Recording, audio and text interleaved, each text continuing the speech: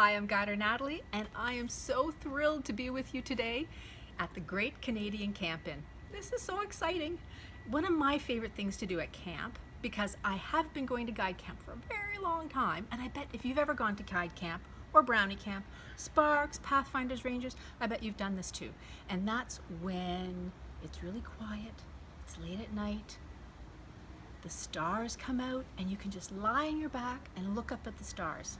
I love doing that. I love looking at the constellations. I think they're fascinating. So that's what I wanted to talk to you about tonight. Now, before you do that, before you actually go into your backyard and look up and go, wow, I wonder what they all are, a little bit of education, just a little wee bit of education will really help. What do I mean by education? Well, first of all, what's the difference between a star and a constellation? Well, stars are in constellations. A constellation is like a star pattern that makes up a story in the sky. It's kind of like connect the dots, but you have to have a really good imagination.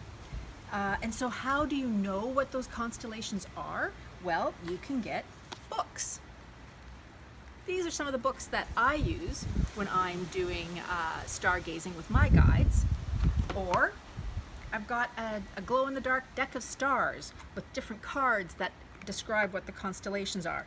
And those are always fun and cool so that you can figure it out.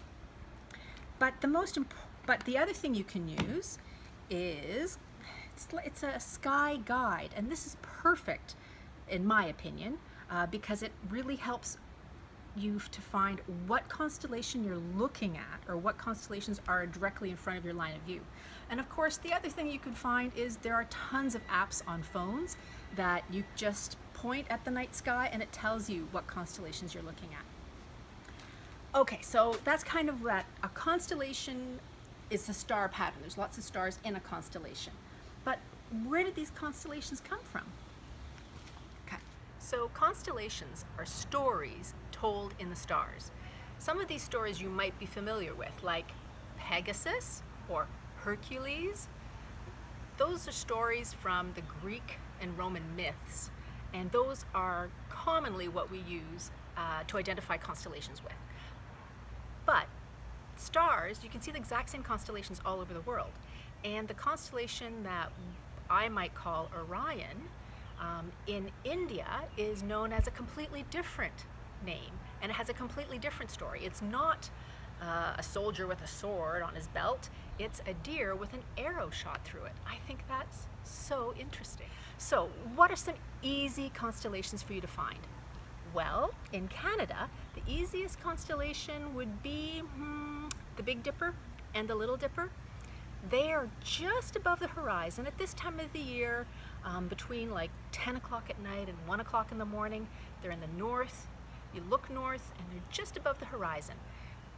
I don't have, unfortunately, really great cameras to show you and to picture all the different constellations. So I'd like you to do a little bit of research, a little bit of education, and find them first in a book or on the computer or however you want to do it, and then go out into your backyard, onto your balcony, maybe into a park, and see what you can find.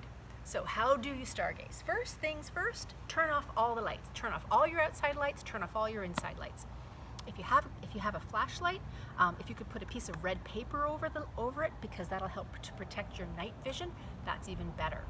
Secondly, lie down. Get yourself nice and comfortable, probably on a foamy or some type of cushion, or maybe on a chaise longue or something like that.